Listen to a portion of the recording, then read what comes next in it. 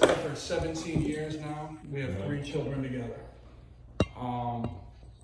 But you'll hear that it wasn't always like this glorious tale of, hey, you know, of 17 years of perfectness.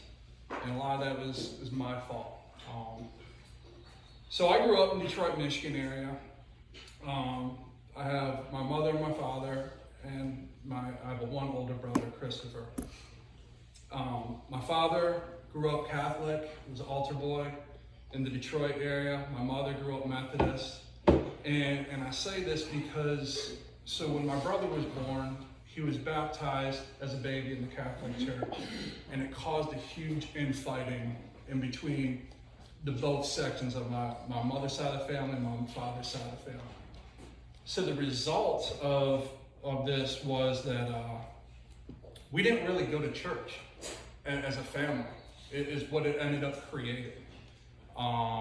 So there wasn't, you know, we would talk about Jesus every now and then. If Christmas came around, definitely Easter. So I didn't have that. It's Sunday, we're going to church together. It wasn't part of my childhood. So, you know, the result of that is you kind of have to figure out at some point who Jesus is on your own. And some of us, it's a little easier, some of us it's not. So when I was in high school, I knew that I wanted to join the military. I really didn't have a desire to go to college at the time. I was very focused, didn't really like studying, and I was pretty headstrong. I played football, and I was like, hey, I can do things my own way, and I don't really need anybody's help. So I enlisted 3 days after my 18th birthday and joined the Army. And part of the Army is you go to basic training, and you're sitting there, and it's new demands. It's my first time really being away from home. I'm in Georgia, Fort Benning area, and it's hot. I'm like, man, what did I get myself into? But at the same time, I also enjoyed it. And on Sundays, the chaplains would come around and just talk about faith, talk about Christ. And it intrigued me. It was my first inclination of who, you know, really, I kind of like to know who this Jesus person is just a little bit more. I'm not fully bought in on everything that he has to offer yet, but I'm definitely interested. So, you know, I would attend these services on Sundays, and it would just continue to go on, and it led me to wanting to get baptized, because I knew that my brother had been baptized. Again, I still didn't comprehend how the whole baptism process worked or what the significance was of it. So I just thought, hey, if somebody baptized you, you're good. You know, you don't have to do anything else, and it's the works themselves are going to balance themselves out. Just try hard enough, do good enough, and the scales of justice, as it will kind of level itself out. So I went and got baptized, and it was my understanding of being with Jesus, but at the same time, I didn't really know Jesus. And it would take a lot longer for me to understand that.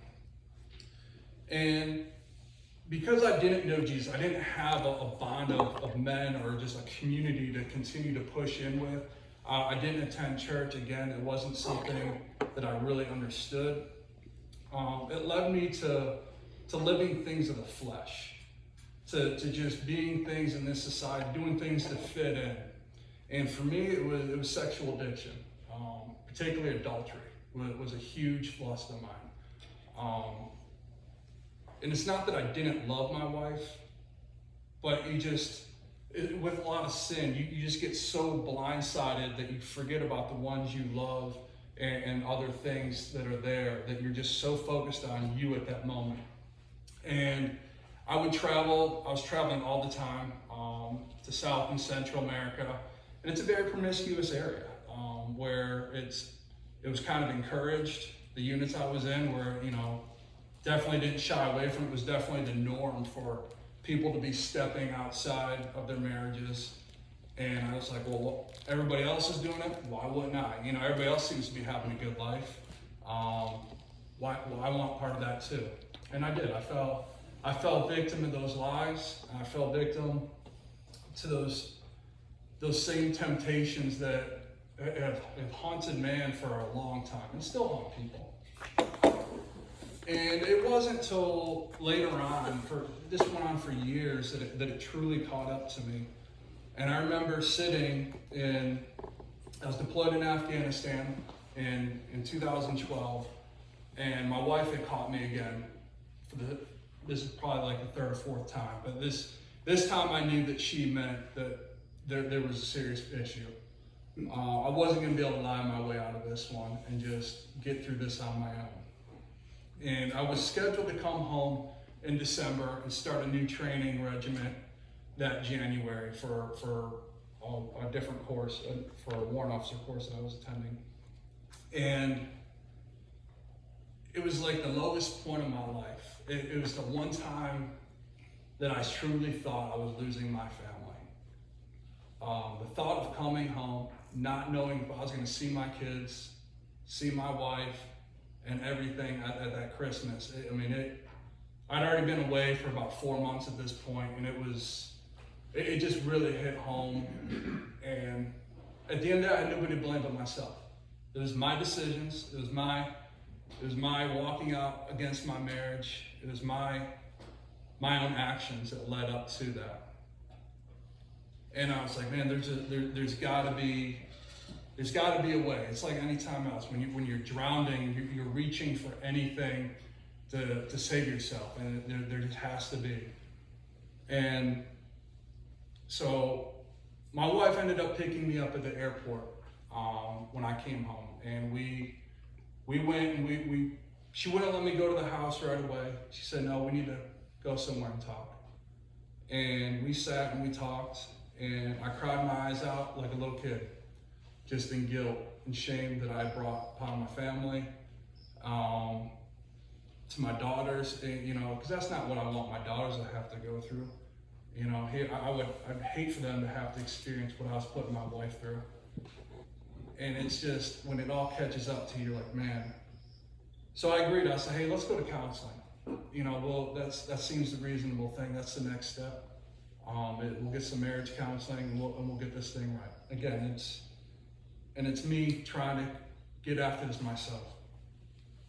And I had a really good counselor. His name was Gene. He was a retired Navy captain, and he really helped Maritza and I just work our differences, work on our communications. But the thing that stuck out that Gene had always told me, and I never really paid attention for a while, was that Gene had always said, you need to get right spiritually. He said, you need to find a church community within the San Antonio areas that there's plenty to choose from. Find one though, and get involved and get right spiritually. And I still didn't know what Gene meant. And because we'd done the counseling and that, there was some progress that was made there, and it was good, but it didn't really fix anything.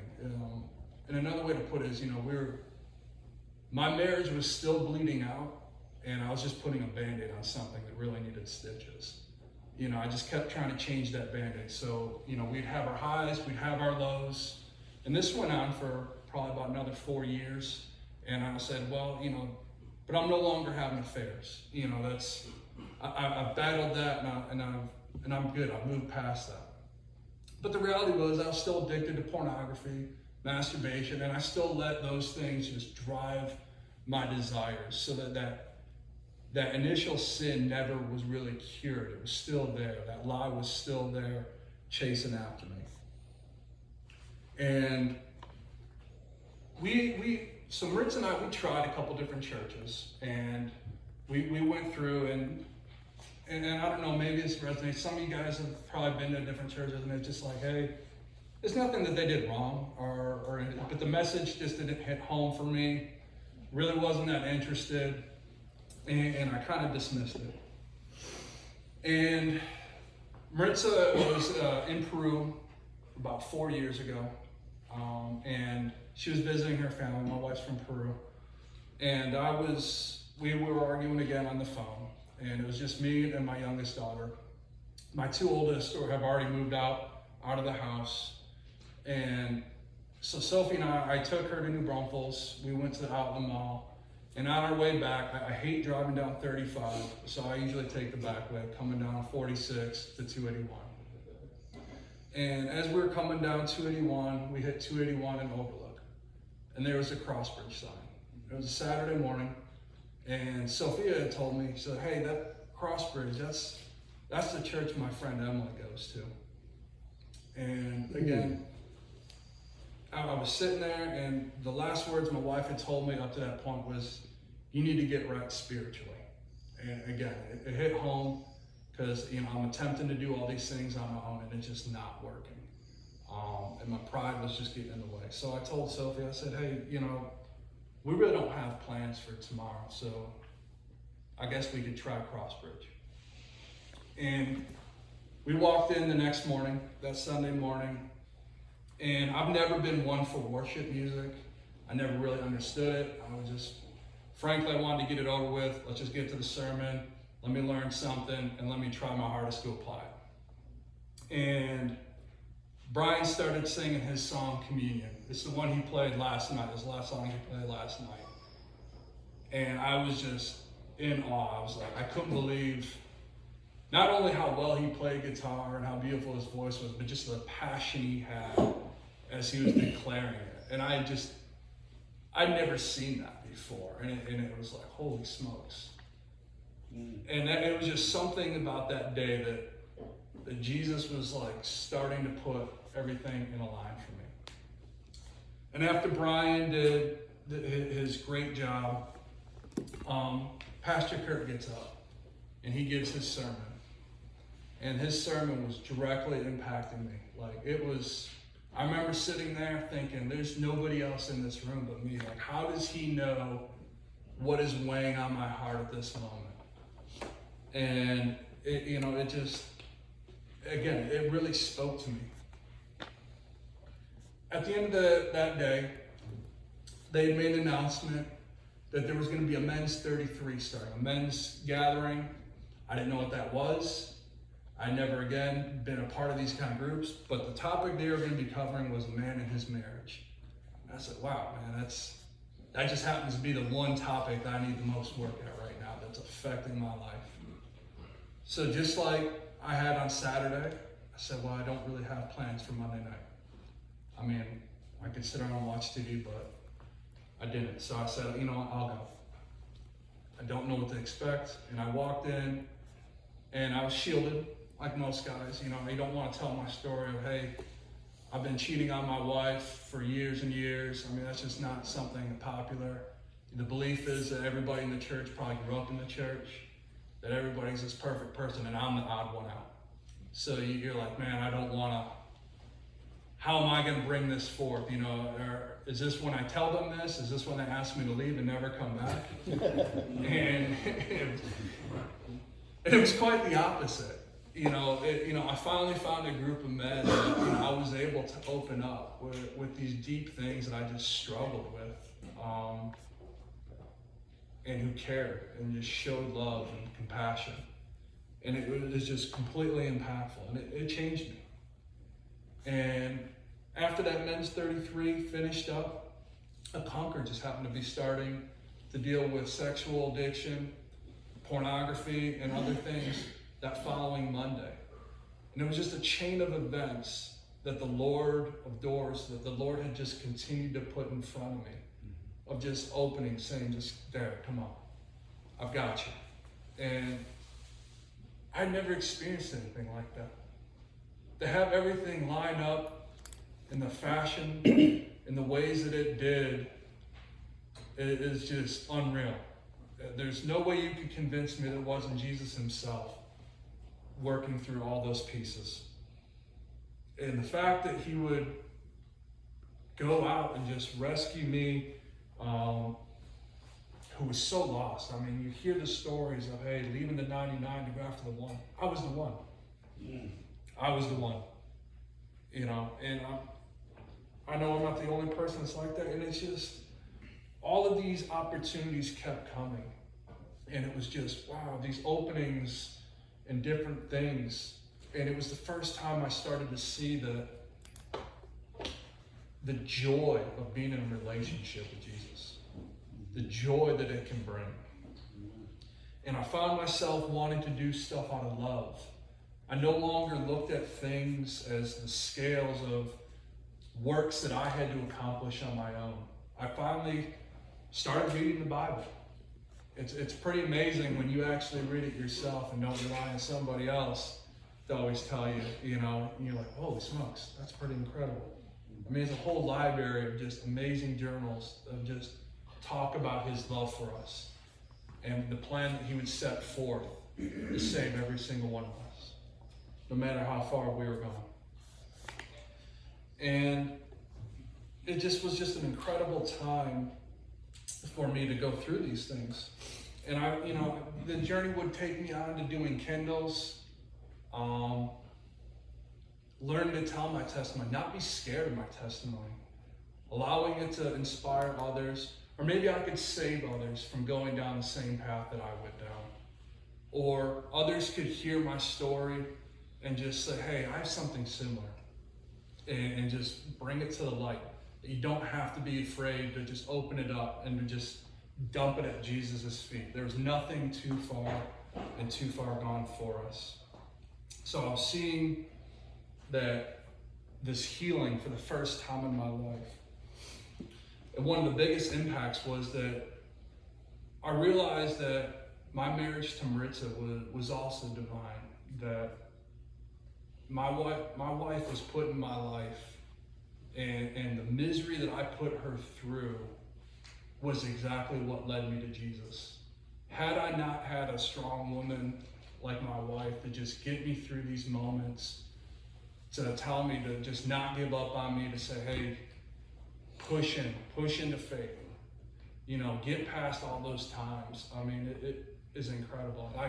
And I can honestly tell you all now that my relationship with my wife today is stronger than it's ever been, based on when it's founded on rock and Jesus Christ. I mean, it's, like I said, I've been married 17 years, but the past 5 years have been the strongest it's ever been.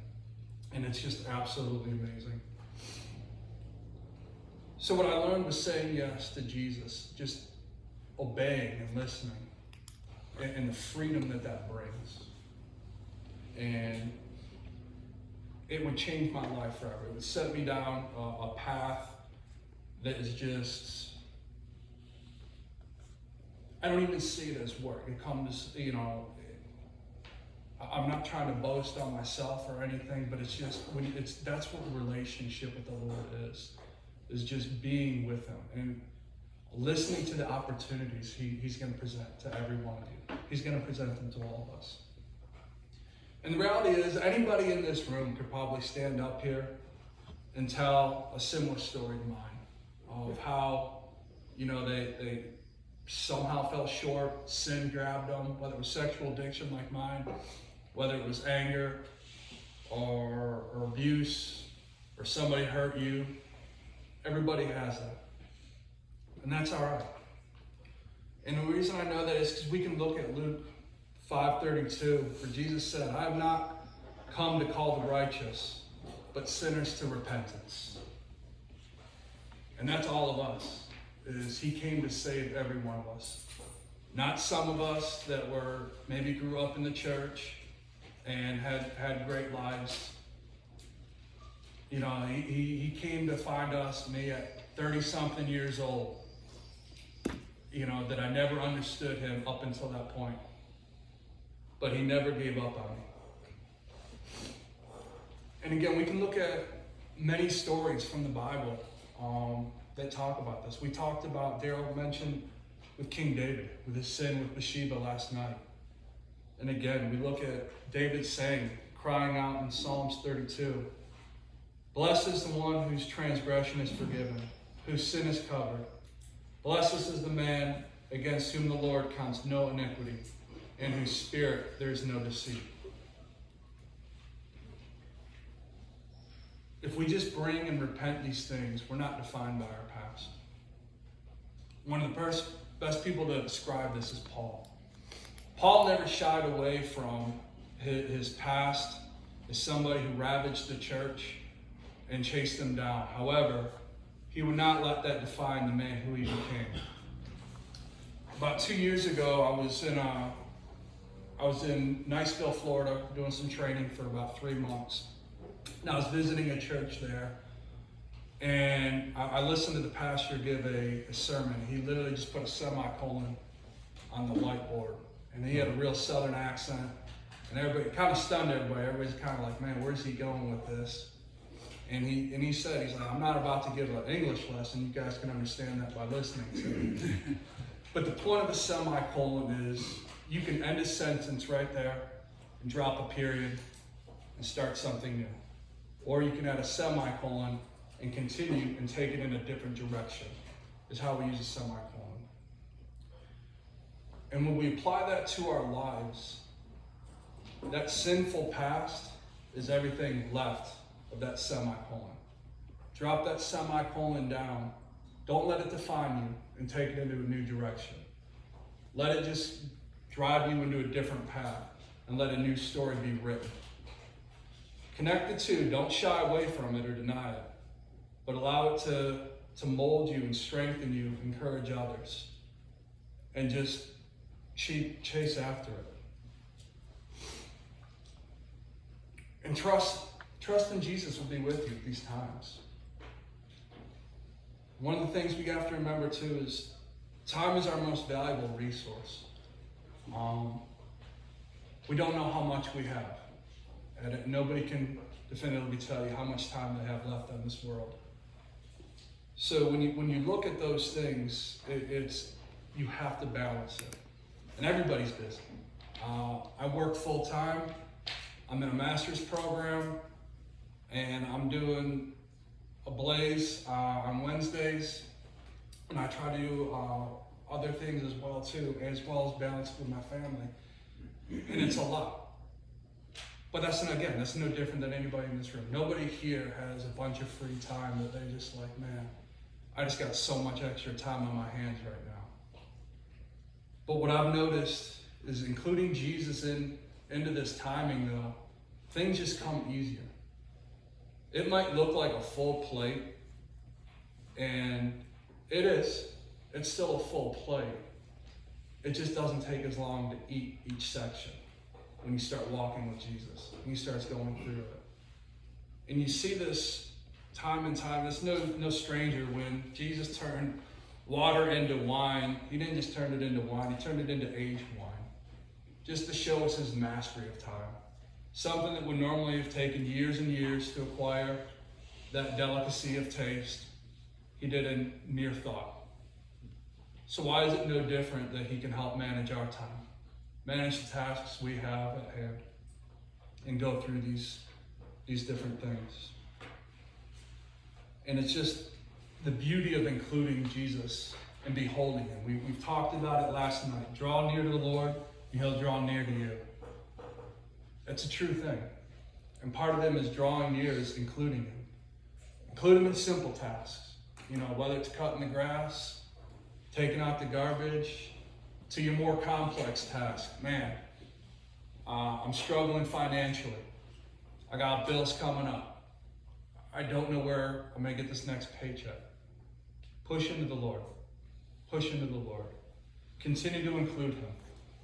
Continue to say yes to the opportunities he's going to present to you. He presented door after door after door for me. Whether it was Men's 33, Conquer, standing in front of you guys today. It's just a matter of getting up and just saying yes to the Lord. Being obedient. And I feel I owe that to him, as we all do. I mean, this is the man who pulled me out of my darkest moment of life, where I was just struggling and drowning, trying to chase everything down myself, and didn't understand. He never gave up on me. He just continued to encourage me and guide me. He was with me the whole time, just like a patient father. Just as many of us, you guys in this room, are fathers yourselves, having patience with your kids. It's not easy, but it's done out of love. And sometimes you watch your kids struggle just so they don't repeat those mistakes. And it's, again, just draw into him. Draw into the opportunities he's going to present to you. Everybody's story is going to be different. And you might not know where it's going to go. For me, I always assumed that because I like my traveling overseas all the time, that I was going to end up doing overseas ministry. I was like, man, that's perfect. I've been like 30-something countries myself. I have no problem living in austere environments and crummy conditions sometimes. That sounds right up my alley. But that's not where the Lord's taking me. And that's okay, you know. So don't listen and obey where He's taking you. I would never imagine He would have had me go into student ministries if He would have asked me 3 years ago. That's not where I foresaw I was working with 7th grade boys. I was like, man, didn't see that one coming. But again, it's beautiful and it's good because it's from the Lord. And that's just something of having trust and obeying and beholding Him. So right now, I just want to take 2 or 3 minutes for you guys just to take your journal, take your phone. I want you guys to just wait on the Lord and just pray and see what door He has for you guys. I know He has a door of some kind of opportunity, something He's going to put on you. Just write it down, listen, and just obey. Kurt talks about it all the time, pray and obey. So I just want to take this moment just to push Him.